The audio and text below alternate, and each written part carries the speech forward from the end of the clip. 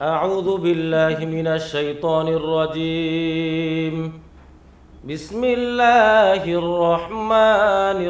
الرحيم. وما من دابة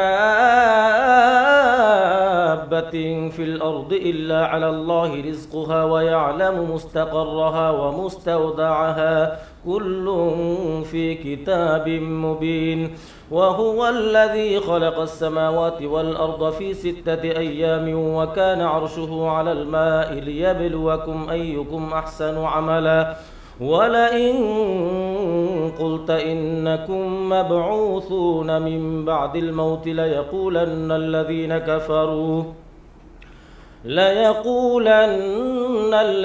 كفروا إن هذا إلا سحر مبين. ولئن أخرنا عنهم العذاب إلى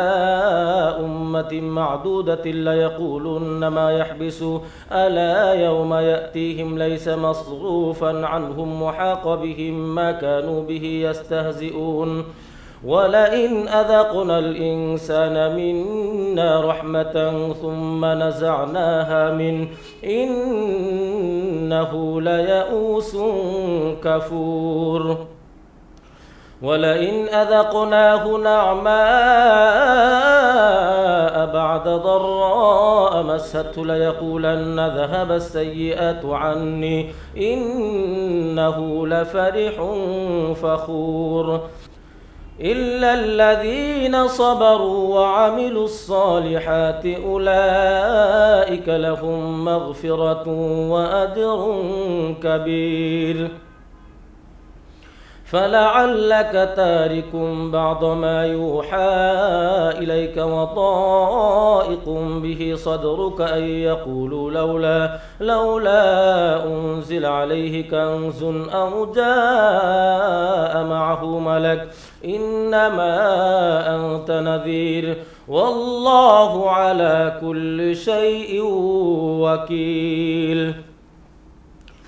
أم يقولون افترى قل فأتوا ب10 سور مثله مفتريات وادعوا من استطعتم من دون الله إن كنتم صادقين. فإن لم يستجيبوا لكم فاعلموا أنما أنزل بعلم الله وأن لا إله إلا هو فهل أنتم مسلمون. من كان يريد الحياة الدنيا وزينتها نوفي إليهم أعمالهم فيها وهم فيها لا يبخسون. أولئك الذين ليس لهم في الآخرة إلا النار وحبط ما صنعوا فيها وباطل ما كانوا يعملون. أفمن كان على بينة من ربه ويتلوه شاهد منه ومن قبله كتاب موسى إماما ورحمة أولئك يؤمنون به. ومن يكفر به من الأحزاب فالنار موعده فلا تك في مرية منه إنه الحق من ربك ولكن أكثر الناس لا يؤمنون. ومن أظلم ممن افترى على الله كذبا أولئك يعرضون على ربهم ويقول الأشهاد هؤلاء الذين كذبوا على ربهم ألا لعنة الله على الظالمين. الذين يصدون عن سبيل الله ويبغونها عوجا وهم بالآخرة هم كافرون. أولئك لم يكونوا معجزين في الأرض وما كان لهم من دون الله من أولياء يضاعف لهم العذاب ما كانوا يستطيعون السمع وما كانوا يبصرون. أولئك الذين خسروا أنفسهم وضل عنهم ما كانوا يفترون لا جرم أنهم في الآخرة هم الأخسرون إن الذين آمنوا وعملوا الصالحات وأخبتوا إلى ربهم أولئك أصحاب الجنة هم فيها خالدون مثل الفريقين كالأعمى والأصم والبصير والسميع هل يستويان مثلا أفلا تذكرون ولقد أرسلنا نوحا إلى قومه إني لكم نذير مبين ألا تعبدوا إلا الله إني أخاف عليكم عذاب يوم أليم فقال الملأ الذين كفروا من قومه ما نراك إلا بشرا مثلنا وما نراك اتبعك إلا الذين هم أراذلنا بادي الرأي وما نرى لكم علينا من فضل بل نظنكم كاذبين قال يا قوم أرأيتم إن كنت على بينة من ربي وآتاني رحمة من عنده فعميت عليكم أنلزمكموها وأنتم لها كارهون ويا قوم لا أسألكم عليه مالا إن أجري إلا على الله وما أنا بطارد الذين آمنوا إنهم ملاقو ربهم ولكني أراكم قوما تجهلون ويا قوم من ينصرني من الله إن طردتهم أفلا تذكرون ولا أقول لكم عندي خزائن الله ولا أعلم الغيب ولا أقول إني ملك ولا أقول للذين تزدري أعينكم لن يؤتيهم الله خيرا الله أعلم بما في أنفسهم إني إذا لمن الظالمين قالوا يا نوح قد جادلتنا فأكثرت جدالنا فأتنا بما تعدنا إن كنت من الصادقين قال إنما يأتيكم به الله إن شاء وما أنتم بمعجزين ولا ينفعكم نصحي إن أردت أن أنصح لكم إن كان الله يريد أن يغويكم هو ربكم وإليه ترجعون أم يقولون افتراه قل إن افتريته فعلي إجرامي وأنا بريء مما تجرمون وأوحي إلى نوح أنه لن يؤمن من قومك إلا من قد آمن فلا تبتئس بما كانوا يفعلون واصنع الفلك بأعيننا ووحينا ولا تخاطبني في الذين ظلموا إنهم مغرقون ويصنع الفلك وكلما مر عليه ملأ من قومه سخروا منه قال إن تسخروا منا فإنا نسخر منكم كما تسخرون فسوف تعلمون من يأتيه عذاب يخزيه ويحل عليه عذاب مقيم حتى إذا جاء أمرنا وفارت النور قل نحمل فيها من كل زوجين اثنين وأهلك إلا من سبق عليه القول وما آمن معه إلا قليل وقال اركبوا فيها بسم الله مجريها ومرساها إن ربي لغفور رحيم وهي تجري بهم في موج كالجبال ونادى نوح ابنه وكان في معزل يا بني اركب معنا ولا تكن مع الكافرين قال سآوي إلى جبل يعصمني من الماء قال لا عاصم اليوم من أمر الله إلا من رحم وحال بينهما الموج فكان من المغرقين وقيل يا أرض ابلعي ماءك ويا سماء أقلعي وقيض الماء وقضي الأمر واستوت على الجودي وقيل بعدا للقوم الظالمين. ونادى نوح ربه فقال رب إن ابني من أهلي وإن وعدك الحق وأنت أحكم الحاكمين. قال يا نوح إنه ليس من أهلك إنه عمل غير صالح فلا تسأل لما ليس لك به علم إني أعظك أن تكون من الجاهلين. قال رب إني أعوذ بك أن أسألك ما ليس لي به علم وإلا تغفر لي وترحمني أكن من الخاسرين. قيل يا نوح اهبط بسلام منا وبركات عليك وعلى أمم ممن معك وأمم سنمتعهم ثم يمسهم منا عذاب أليم. تلك من أنباء الغيب نوحيها إليك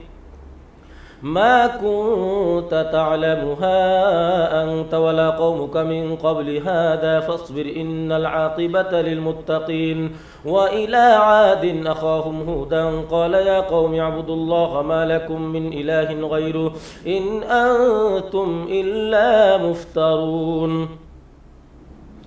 يا قوم لا أسألكم عليه أجرا إن أجري إلا على الذي فطرني أفلا تعقلون. ويا قوم استغفروا ربكم ثم توبوا إليه يرسل السماء عليكم مدرارا ويزدكم قوة إلى قوتكم ولا تتولوا مجرمين. قالوا يا هود ما جئتنا ببينة وما نحن بتاركي آلهتنا عن قولك وما نحن لك بمؤمنين إن نقول إلا اعتراك بعض آلهتنا بسوء قال إني أشهد الله واشهدوا أني بريء مما تشركون من دونه فكيدوني جميعا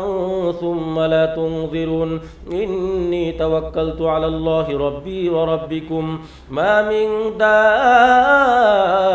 إلا هو آخذ بناصيتها إن ربي على صراط مستقيم. فإن تولوا فقد أبلغتكم ما أرسلت به إليكم ويستخلف ربي قوما غيركم ولا تضرونه شيئا إن ربي على كل شيء حفيظ. ولما جاء أمرنا نجينا هودا والذين آمنوا معه برحمة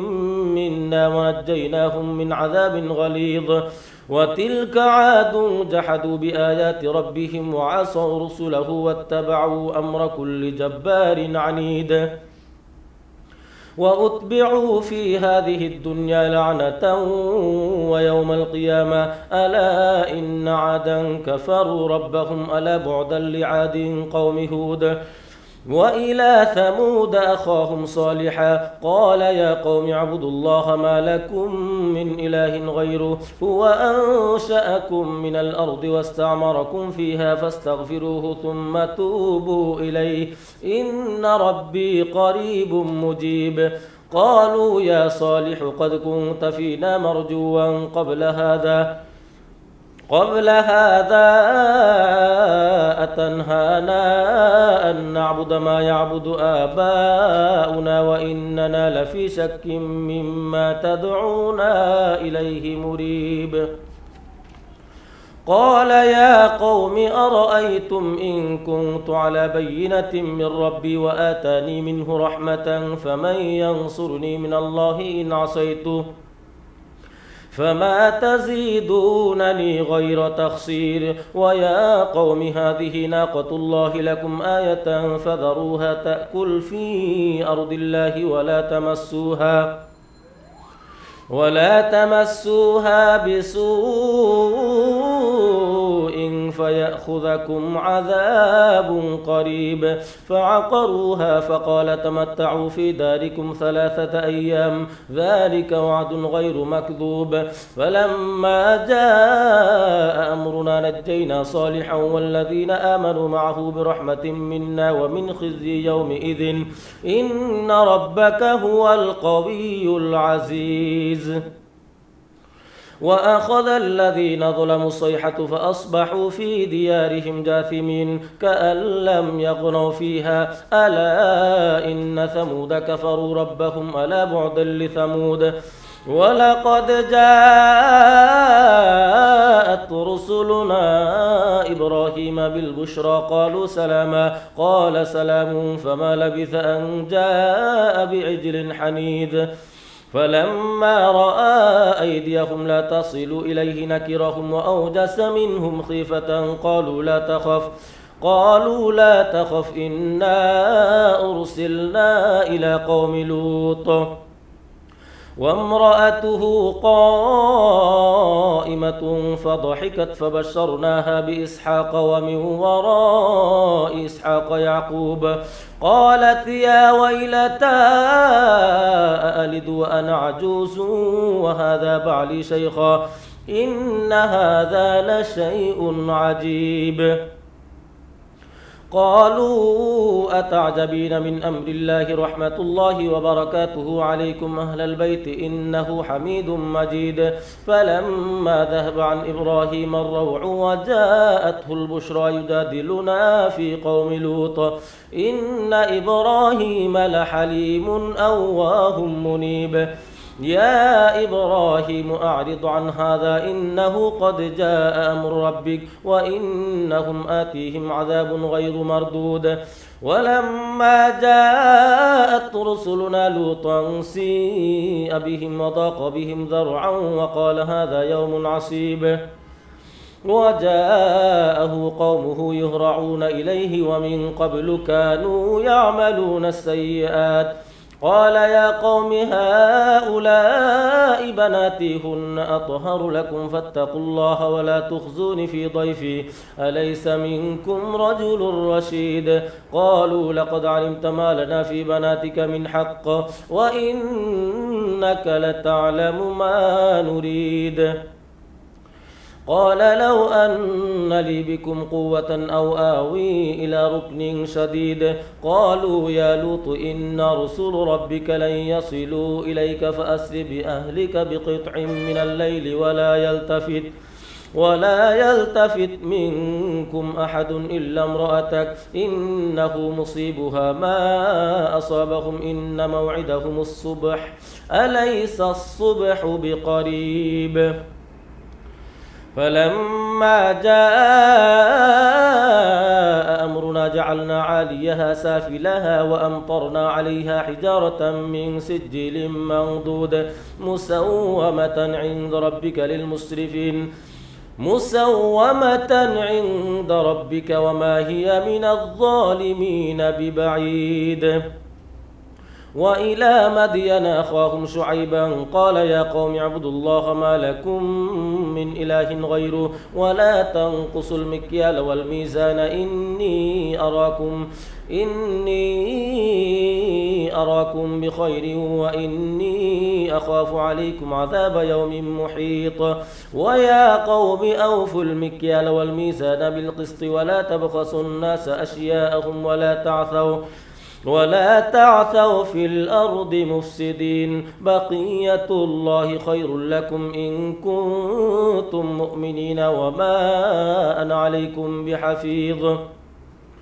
قالوا يا شعيب أصلاتك تأمرك أن نترك ما يعبد آباؤنا أو أن نفعل في أموالنا ما نشاء إنك لأنت الحليم الرشيد قال يا قوم أرأيتم إن كنت على بينة من ربي ورزقني منه رزقا حسنا وما أريد أن أخالفكم إلى ما أنهاكم عنه إن أريد إلا الإصلاح ما استطعت وما توفيقي إلا بالله عليه توكلت وإليه أنيب ويا قوم لا يجرمنكم شقاقي أن يصيبكم مثل ما أصاب قوم نوح أو قوم هود أو قوم صالح وما قوم لوط منكم ببعيد واستغفروا ربكم ثم توبوا إليه إن ربي رحيم ودود قالوا يا شعيب ما نفقه كثيرا مما تقول وإنا لنراك فينا ضعيفا ولولا رهتك لرجمناك وما أنت علينا بعزيز قال يا قوم أرهطي أعز عليكم من الله واتخذتموه وراءكم ظهريا إن ربي بما تعملون محيط ويا قوم اعملوا على مكانتكم إني عامل سوف تعلمون من يأتيه عذاب يخزيه ومن هو كاذب وارتقبوا إني معكم رقيب ولما جاء أمرنا نجينا شعيبا والذين آمنوا معه برحمة منا وأخذت الذين ظلموا الصيحة فأصبحوا في ديارهم جاثمين كأن لم يغنوا فيها ألا بعدا لمدين كما بعدت ثمود ولقد أرسلنا موسى بآياتنا وسلطان مبين إلى فرعون وملئه فاتبعوا أمر فرعون وما أمر فرعون برشيد يقدم قومه يوم القيامة فأوردهم النار وبئس الورد المورود وأتبعوا في هذه لعنة ويوم القيامة بئس الرفد المرفود ذلك من أنباء القرى نقصه عليك منها قائم وحصيد وما ظلمناهم ولكن ظلموا أنفسهم فما أغنت عنهم آلهتهم التي يدعون من دون الله من شيء لما جاء أمر ربك وما زادوهم غير تتبيب وكذلك أخذ ربك إذا أخذ القرى وهي ظالمة إن أخذه أليم شديد إن في ذلك لآية لمن خاف عذاب الآخرة ذلك يوم مجموع له الناس وذلك يوم مشهود وما نؤخره إلا لأجل معدود يوم يأتي لا تكلم نفس إلا بإذنه فمنهم شقي وسعيد فأما الذين شقوا ففي النار لهم فيها زفير وشهيق خالدين فيها ما دامت السماوات والأرض إلا ما شاء ربك إن ربك فعال لما يريد وأما الذين سعدوا ففي الجنة خالدين فيها ما دامت السماوات والأرض إلا ما شاء ربك عطاء غير مجذوذ فلا تك في مرية مما يعبد هؤلاء ما يعبدون إلا كما يعبد آباؤهم من قبل وإنا لموفوهم نصيبهم غير منقوص ولقد آتينا موسى الكتاب فاختلف فيه ولولا كلمة سبقت من ربك لقضي بينهم وإنهم لفي شك منه مريب وإن كلا لما ليوفينهم ربك أعمالهم إنه بما يعملون خبير فاستقم كما أمرت ومن تاب معك ولا تطغوا إنه بما تعملون بصير ولا تركنوا إلى الذين ظلموا فتمسكم النار وما لكم من دون الله من أولياء ثم لا تنصرون وأقم الصلاة طرفي النهار وزلفا من الليل إن الحسنات يذهبن السيئات ذلك ذكرى للذاكرين واصبر فإن الله لا يضيع أجر المحسنين فلولا كان من القرون من قبلكم أولو بقية ينهون عن الفساد في الأرض إلا قليلا ممن أنجينا منهم واتبع الذين ظلموا ما أترفوا فيه وكانوا مجرمين وما كان ربك ليهلك القرى بظلم وأهلها مصلحون ولو شاء ربك لجعل الناس أمة واحدة ولا يزالون مختلفين إلا من رحم ربك ولذلك خلقهم وتمت كلمة ربك لأملأن جهنم من الجنة والناس أجمعين وكلا نقص عليك من أنباء الرسل ما نثبت به فؤادك وجاءك في هذه الحق وموعظة وذكرى للمؤمنين وقل للذين لا يؤمنون اعملوا على مكانتكم إنا عاملون وانتظروا إنا منتظرون ولله غيب السماوات والأرض وإليه يرجع الأمر كله فاعبده وتوكل عليه وما ربك بغافل عما تعملون بسم الله الرحمن الرحيم ألف لام را تلك آيات الكتاب المبين إنا أنزلناه قرآنا عربيا لعلكم تعقلون نحن نقص عليك أحسن القصص بما أوحينا إليك هذا القرآن وإن كنت من قبله لمن الغافلين إذ قال يوسف لأبيه يا أبت إني رأيت أحد عشر كوكبا والشمس والقمر رأيتهم لي ساجدين قال يا بني لا تقصص رؤياك على إخوتك فيكيدوا لك كيدا إن الشيطان للإنسان عدو مبين وكذلك يجتبيك ربك ويعلمك من تأويل الأحاديث ويتم نعمته عليك وعلى آل يعقوب كما أتمها على أبويك من قبل إبراهيم وإسحاق إن ربك عليم حكيم لقد كان في يوسف وإخوته آيات للسائلين إذ قالوا ليوسف وأخوه أحب إلى أبينا منا ونحن عصبة إن أبانا لفي ضلال مبين اقتلوا يوسف أو اطرحوه أرضا يخل لكم وجه أبيكم وتكونوا من بعده قوما صالحين قال قائل منهم لا تقتلوا يوسف وألقوه في غيابة الجب يلتقطه بعض السيارة إن كنتم فاعلين قالوا يا أبانا ما لك لا تأمنا على يوسف وإنا له لناصحون أرسله معنا غدا يرتع ويلعب وإنا له لحافظون قال إني ليحزنني أن تذهبوا به وأخاف أن يأكله الذئب وأنتم عنه غافلون قالوا لئن أكله الذئب ونحن عصبة إنا إذا لخاسرون فلما ذهبوا به وأجمعوا أن يجعلوه في غيابة الجب وأوحينا إليه لتنبئنهم بأمرهم هذا وهم لا يشعرون وجاءوا أباهم عشاء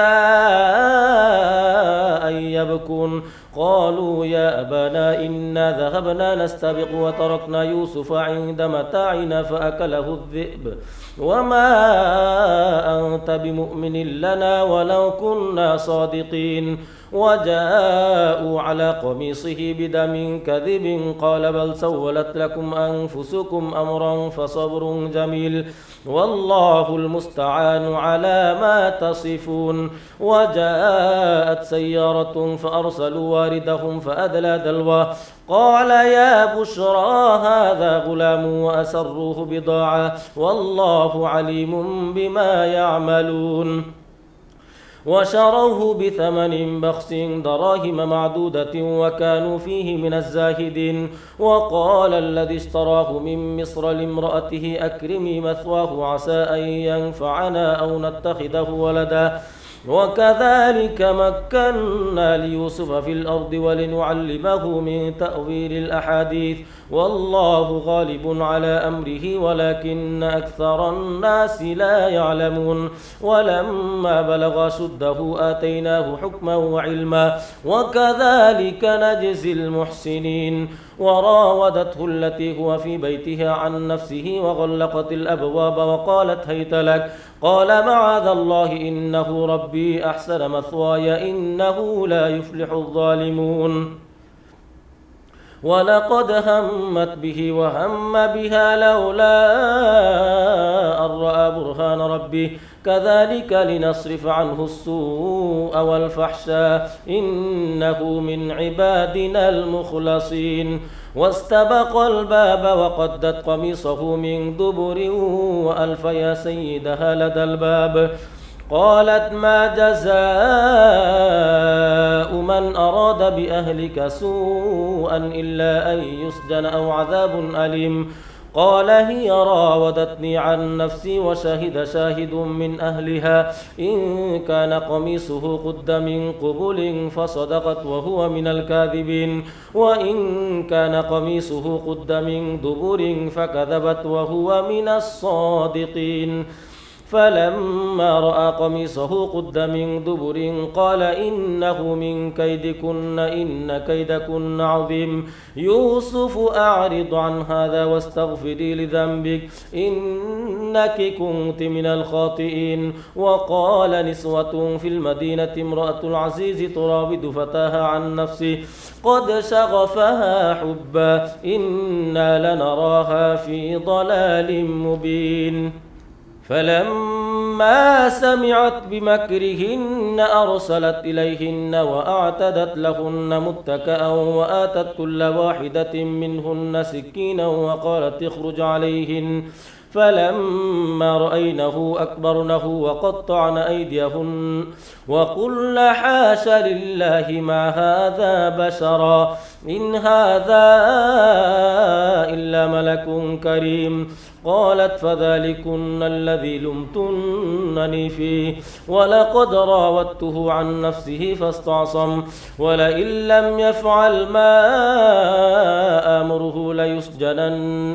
ليسجنن وليكون من الصاغرين. قال رب السجن أحب إلي مما يدعونني إليه وإلا تصرف عني كيدهن أصب إليهن وأكن من الجاهلين. فاستجاب له ربه فصرف عنه كيدهن إنه هو السميع العليم. ثم بدا لهم من بعد ما رأوا الآيات ليسجننه حتى حين. ودخل معه السجن فتيان قال أحدهما إني أراني أعصر خمرا وقال الآخر إني أراني أحمل فوق رأسي خبزا تأكل الطير منه نبئنا بتأويله إنا نراك من المحسنين. قال لا يأتيكما طعام ترزقانه إلا نبأتكما بتأويله قبل أن يأتيكما ذلكما مما علمني ربي إني تركت ملة قوم لا يؤمنون بالله وهم بالآخرة هم كافرون. واتبعت ملة آبائي إبراهيم وإسحاق ويعقوب ما كان لنا أن نشرك بالله من شيء ذلك من فضل الله علينا وعلى الناس ولكن أكثر الناس لا يشكرون. يا صاحبي السجن أأرباب متفرقون خير أم الله الواحد القهار ما تعبدون من دونه إلا أسماء سميتموها أنتم وآباؤكم أنتم وآباؤكم ما أنزل الله بها من سلطان إن الحكم إلا لله أمر أن لا تعبدوا إلا إياه ذلك الدين القيم ولكن أكثر الناس لا يعلمون يا صاحبي السجن أما أحدكما فيسقي ربه خمرا وأما الآخر فيصلب فتأكل الطير من رأسه قضي الأمر الذي فيه تستفتيان وقال للذي ظن أنه ناج منهما اذكرني عند ربك فأنساه الشيطان ذكر ربه فلبث في السجن بضع سنين وقال الملك إني أرى 7 بقرات سمان يأكلهن 7 عجاف و7 سنبلات خضر وأخر يابسات يا أيها الملأ أفتوني في رؤياي إن كنتم للرؤيا تعبرون قالوا أضغاث أحلام وما نحن بتأويل الأحلام بعالمين وقال الذي نجا منهما وادكر بعد أمة أنا أنبئكم بتأويله فأرسلون يوسف أيها الصديق أفتنا في 7 بقرات سمان يأكلهن 7 عجاف و7 سنبلات خضر وأخر يابسات لعلي أرجع إلى الناس لعلهم يعلمون قال تزرعون 7 سنين دأبا فما حصدتم فذروه في سنبله إلا قليلا مما تأكلون ثم يأتي من بعد ذلك 7 شداد يأكلن ما قدمتم لهن إلا قليلا مما تحصنون ثم يأتي من بعد ذلك عام فيه يغاث الناس وفيه يعصرون وقال الملك ائتوني به فلما جاءه الرسول قال ارجع إلى ربك فاسأله ما بال النسوة اللاتي قطعن أيديهن إن ربي بكيدهن عليم قال ما خطبكن إذ راوتن يوسف عن نفسه قلنا حاش لله ما علمنا عليه من سوء قالت امرأة العزيز الآن حصحص الحق أنا راودته عن نفسه وإنه لمن الصادقين ذلك ليعلم أني لم أخنه بالغيب وأن الله لا يهدي كيد الخائنين صدق الله العظيم.